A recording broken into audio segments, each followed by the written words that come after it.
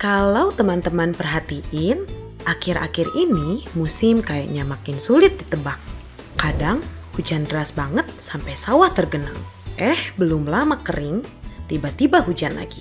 Atau malah sebaliknya, kemarau panjang sampai bikin tanah pecah-pecah dan tanaman meranggas. Nah, inilah yang kita sebut perubahan iklim. Bayangin deh, petani sudah capek nanam padi, tiba-tiba hujan badai datang. Atau petani jagung udah siap panen, malah kekeringan panjang. Belum lagi muncul hama-hama baru yang sebelumnya nggak ada. Kalau sudah begini, siapa yang paling rugi? Tentu petani. Makanya, kita butuh cara baru bertani. Cara yang lebih tahan banting, lebih ramah lingkungan, dan tetap menguntungkan. Dan jawabannya adalah agroforestry. Sebelum kita bahas agroforestry lebih jauh, yuk kita pahami dulu kenapa perubahan iklim ini bahaya buat pertanian. Yang pertama, hujan makin gak menentu. Dulu, petani bisa memprediksi kapan mulai tanam dan kapan panen. Ada kalender musim, tapi sekarang hujan bisa datang kapan aja. Kadang terlalu cepat, kadang telat banget. Yang kedua, suhu bumi meningkat. Kalau suhu naik, tanaman lebih gampang stres. Daun cepat layu, bunga rontok sebelum jadi buah. Yang ketiga, hama dan penyakit makin ganas. Misalnya wereng, ulat atau jamur. Mereka suka banget cuaca panas dan lembab. Jadi makin mudah berkembang biak. Yang keempat, hasil panen bisa turun drastis. Kalau dulu 1 hektar bisa panen 6 ton padi, sekarang bisa turun jadi 4 ton atau bahkan gagal panen kalau bencana datang. Artinya, kalau kita nggak berubah, pertanian kita akan makin berat ke depannya. Sekarang kita masuk ke solusinya, yaitu agroforestry. Agroforestry adalah cara bertani yang menggabungkan tanaman pangan, perkebunan, bahkan ternak dengan pohon-pohon kayu atau buah dalam satu lahan. Jadi lahan pertanian bukan cuma diisi satu jenis tanaman, tapi ada banyak jenis yang saling melengkapi. Contoh gampang, di lahan sawah tak ada hujan, pinggirnya ditanami pohon sengon. Di tengah ada jagung, di bawah pohon ada jahe, bahkan ada beberapa pohon pisang di sudut lahan. Semua hidup berdampingan, saling bantu. Kalau pertanian biasa itu satu jenis, agroforestry itu beragam. Ibaratnya, agroforestry itu bikin mini hutan yang produktif. Hutan kecil, tapi isinya bukan cuma kayu, melainkan makanan, buah, obat, dan pakan ternak. Nah, apa sih manfaat nyata dari agroforestry? Yang pertama, mengurangi risiko gagal panen. Kalau petani cuma nanam padi dan padi gagal, rugi total. Tapi kalau agroforestry, ada banyak pilihan. Misalnya padi gagal, masih ada singkong. Kalau cabai kena hama, masih ada pohon mangga yang tetap berbuah. Jadi resiko lebih kecil. Yang kedua, menjaga ketersediaan air. Akar pohon itu seperti spons. Dia menyerap air saat hujan deras, lalu perlahan-lahan melepas air ke tanah. Akibatnya saat kemarau, tanah masih lembab, enggak cepat kering. Yang ketiga, mengurangi banjir dan erosi. Di lahan miring, pohon sangat penting.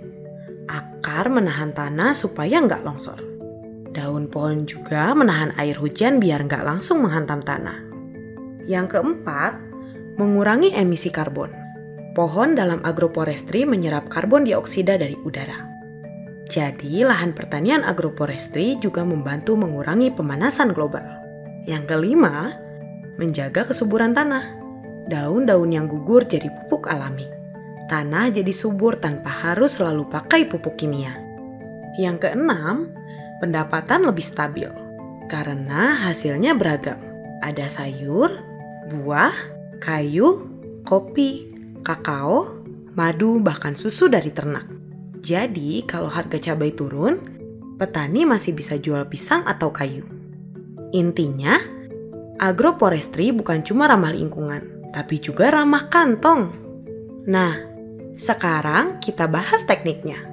Ada beberapa model agroforestry yang bisa diterapkan sesuai kondisi lahan. Yang pertama, alley cropping atau sistem lorong.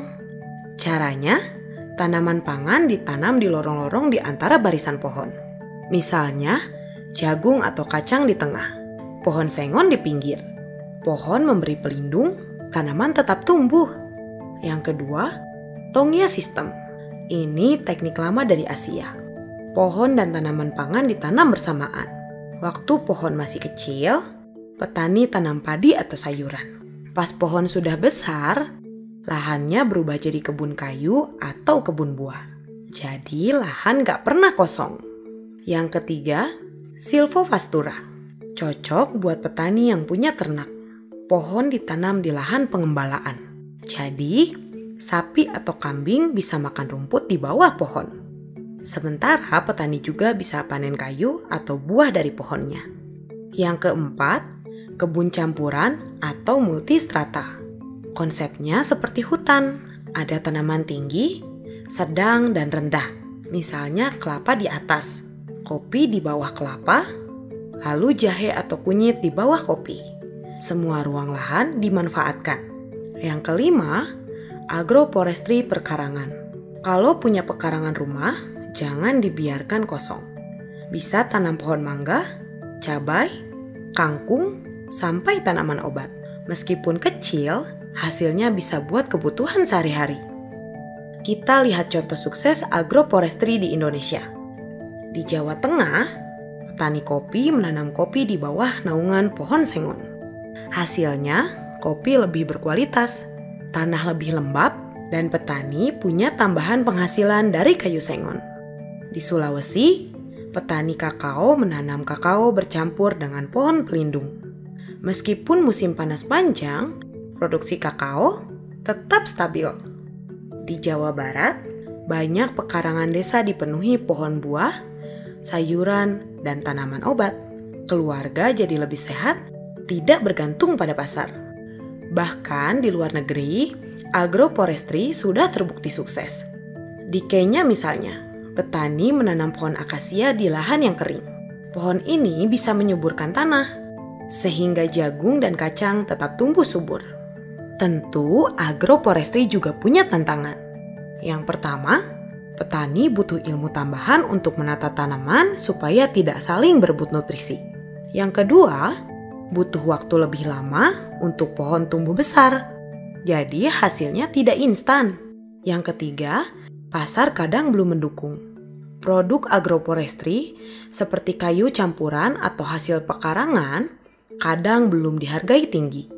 Tapi dengan pendampingan dari pemerintah, lembaga, atau komunitas, tantangan ini bisa diatasi.